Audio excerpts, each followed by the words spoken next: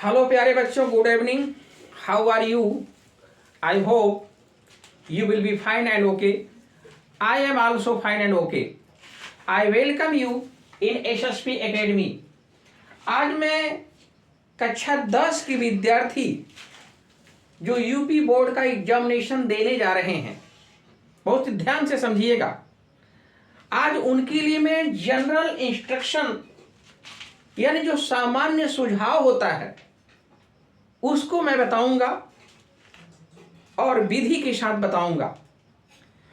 तो जो बच्चे कक्षा 10 के बच्चे हैं, अभी पहली बार अपनी जिंदगी में बोर्ड का एग्जामिनेशन देने जा रहे हैं, उनके दिमाग के अंदर बहुत से हेजिटेशन रहते हैं। वो अपने आप को सेटिस्फाई नहीं कर पाते हैं, बहुत भयभीत से रहते हैं। आपको डरने की जरूरत नहीं। जो इंस्ट्रक्शन मैं बता रहा हूं उसको आप फॉलो करिएगा।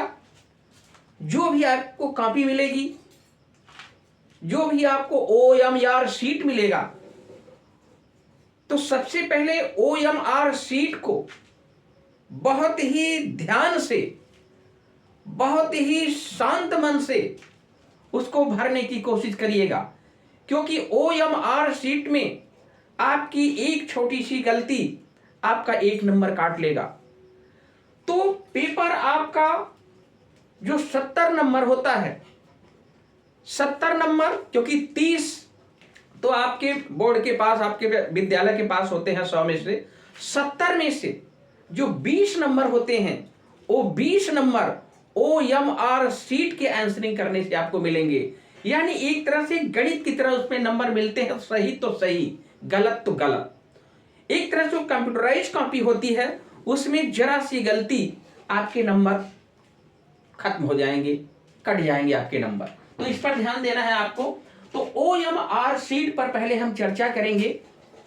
OMR शीट में कुछ बातें जो होती हैं जिसको आपको ध्यान से भरना होता है। आपको जिला कोड आप पता कर लीजिएगा, आपके एडमिट कार्ड पे रहेगा। केंद्र कोड क्या है नहीं पता है तो जो टीचर आप ड्यूटी कर रहे हैं उनसे आप पूछ सकते हैं। अनुक्रमांक आपका क्या है वो नीट एंड क्लीन भरिएगा। विषय कोड जो आपका है उसको सही भरिएगा। प्रश्न पत्र संख्या जो है उसको सही क्रम में भरिएगा। और आपका प्रश्न पत्र मार्का एक आता है, जो सीरीज होती है, वो कोने में पेपर के ऊपर आप दिया रहता है, उसको ये बातें इंस्ट्रक्शन आप सोच समझ करके भरिएगा। जो आप भरने जा रहे हो पहले उसको अपने दिमाग में सेटिस्फाई कर लीजिएगा और उसकी प्रैक्टिस पहले से कर लीजिएगा। तो यहां जो आपका OMR शीट है, जिसको कहते हैं ऑप्टिकल मार्क रिकॉग्निशन, इसका फुल फॉर्म होता है। और इसको बहुत ही ध्यान से आप भरिएगा, क्योंकि 20 नंबर के होते हैं। आपको बता रहे हैं कि OMR शीट पर आपको 20 मार्क आपको मिलते हैं, और ये 20 मार्क आपके परसेंटेज में बहुत बड़ा रोल अदा करते हैं। क्योंकि जो बच्चा इसको सही सही करेगा उसको 20 में से 20 सही सही नंबर मिलेंगे। और ये ध्यान दीजिएगा कि जो गोला करना है आपको, वो नीले या काले बॉल पॉइंट पेन से आप करिएगा। अब गोला करने का जो तरीका होता है, ये तरीका याद रखिएगा। अब जैसे आपकी ये 4 दिए गए हैं, अगर आप ऐसे टिक मारोगे तो ये गलत तरीका है, ये गलत तरीका। अगर आप ऐसे कर दे रहे हो तो ये भी गलत तरीका है। अगर आप यहां आधा रंग रहे हो तो ये भी आपका गलत तरीका है। आपको पूरा जितना आपका दिया है ये पूरा गोला आपको सर्कल करना ही होगा।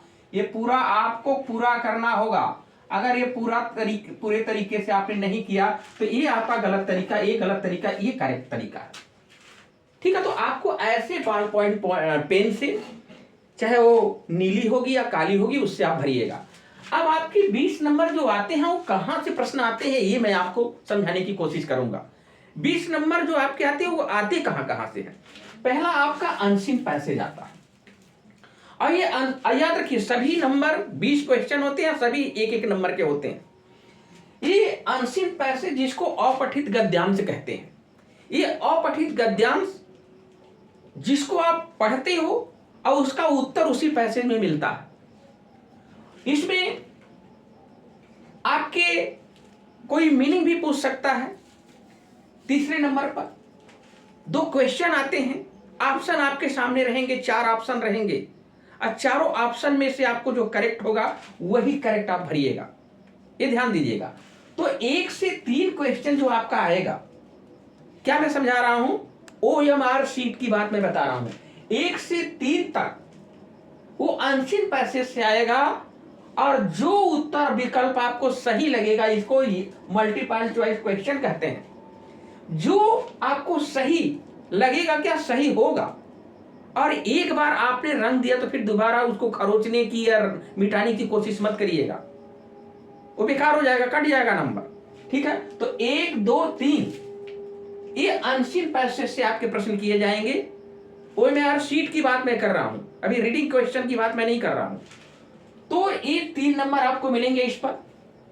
उसके बाद आपका जो प्रश्न किया जाएगा, अनसीन पैसेज याद रखिएगा, पठित नहीं होता, अपठित होता है, वो कहीं से भी उठा के पूछ सकता है। अब ग्रामर जो व्याकरण पे आपके आएंगे, ये 4 से लेकर के 8 तक क्वेश्चन आएंगे, यानी 4 5 6 7 8 एक क्वेश्चन आपके आएंगे ग्रामर से, व्याकरण से।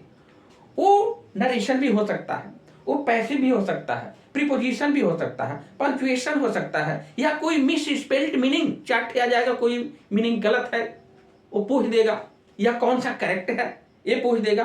तो ये आपके ग्रामर से क्वेश्चन करेंगे 4 से लेकर के 8 तक का, 10 के विद्यार्थियों के लिए मैं बता रहा हूं। इसके बाद क्वेश्चन नंबर 9 से 10 जो आएगा, ध्यान दीजिएगा, 9 से 10 जो प्रश्न आएगा, आपके जो फर्स्ट फ्लाइट जो किताब चलती है, जो आपकी टेक्स्ट बुक है, जो आपके लिए प्रिस्क्राइब्ड है कक्षा 10 में, उसमें जो रीडर है, जैसे लेटर टू गॉड पहला उसका लेशन है, तो उसमें आप देखेंगे कि आपका 9 से 10 तक का ये प्रश्न उसमें आएगा, और वो पैसेज आपका सीन रहेगा, आपकी किताब से रहेगा, प्रोस से आपकी किताब से रहेगा, और उसमें 9 से 10 क्वेश्चन जो आएगा, 9 से यानी 9वां और 10वां क्वेश्चन आएगा वो आपके प्रोस से। ठीक है, उसको आप पढ़ेंगे, जो सही ऑप्शन है उसको भरिएगा, यानी कौन क्वेश्चन कहां से आ रहा है, ये आपकी किताब से आ रहा है। इसके बाद क्वेश्चन नंबर 11 से 13 जो आएगा, उसी आपके प्रोस से ही, यानी आपके रीडर से ही, फर्स्ट फ्लाइट से ही कोई क्वेश्चन करेगा। ये तो पैसे देकर के ये पैसे जाएगा, ये पैसे जाएगा, और ये जो 11 से 13 है आपका, ये रीडर से क्वेश्चन कोई कर देगा, उसमें 4 ऑप्शन दे देगा। जैसे अब डेमोक्रेटिक इलेक्शन कब हुए थे, मंडेला में जाके आप देखेंगे तो आपको मिलेगा, तो उसमें कौन सा क्वेश्चन, कौन सा आंसर सही है, उस सही आंसर को आप सर्कल करोगे, गोला करोगे, और किस तरीके से करोगे, इस मेथड आपका। ठीक है, इसके बाद क्वेश्चन नंबर 16 से 20 जो होगा, सॉरी, इसके बाद 14 से 15 जो आपका है, ये 14 से 15 वाला जो आपका है, ये पोएट्री से करेगा। पोएट्री से कोई स्टैंजा लिख देगा, प्रिंटेड रहेगा वो स्टैंजा, उस स्टैंजा से आपको आंसर पूछेगा। हो सकता है पोएट का नाम पूछ दे, कोई क्वेश्चन पूछ दे, उसमें 4 ऑप्शन दे देगा, 4 ऑप्शन में से कौन सा ऑप्शन सही है उसको सही आप गोला करोगे, ये ध्यान रखिएगा। इसके बाद क्वेश्चन नंबर 16 से लेकर के 20 आपका है, ये 16 से लेकर 20 जो लास्ट 16 से लेकर 20 तक का है, ये क्वेश्चन आपके सप्लीमेंट्री से आएगा। इस सप्लीमेंट्री से क्वेश्चन आएगा, और इस सप्लीमेंट्री से क्वेश्चन जो आएगा वो भी आपको बहुत गहराई से, बहुत सोच समझ करके आपको गोला करना है। तो ये 20 मार्क जो आपके आ रहे हैं, 1 से 3 अनसीन पैसेज से आ रहे हैं, 4 से 8 आपके ग्रामर से आ रहे हैं, 9 से 10 आपके रीडर प्रोस से पैसेज, कोई पैसेज छपा रहेगा पैसेज, उस पैसेज से, और उसका उत्तर उसी में मिल जाएगा आपको, ध्यान रखिएगा। इसके बाद आपका 11 से 13 आपके रीडर से कहीं से किसी लेसन से कोई प्रश्न 2 ठे उठा दे देगा, और उसमें ऑप्शन आपको दे देगा, ऑप्शन 4 ठे ऑप्शन रहेंगे, जो ऑप्शन सही है उसको आप रंग दीजिए। इसके बाद आपका 14 से 15 पोएट्री का कोई स्टैंजा छापा रहेगा, उसका उत्तर उसी में रहेगा, पोएट वगैरह का नाम आप याद रखिएगा, आप उसको सही फिलअप करिएगा। ओके, उसके बाद आपका 16 से 20 जो है आपकी सप्लीमेंट्री से है। ठीक है, तो ये सप्लीमेंट्री से है। आइए 16 से 20 तक के क्वेश्चन आप सप्लीमेंट्री से पढ़िए, उसमें जो प्रश्न करेगा उसके जो 4 ऑप्शन देंगे, उस 4 ऑप्शन में से कौन सा सही है उसको सही फिलअप करिए। ठीक है, तो अब नेक्स्ट की तरफ हम आगे बढ़ेंगे, देखेंगे। हाँ, तो अब बच्चों हम OMR शीट के बाद जो 20 नंबर आपके थे पार्ट ए में, अभी पार्ट बी की बात हम करेंगे। पार्ट बी में जो आपके सामने प्रश्न आएंगे, वो रीडिंग पर आप पढ़ोगे। पहला प्रश्न आपका आएगा, अनसीन पैसेज आएगा। क्या आएगा? अनसीन पैसेज आएगा।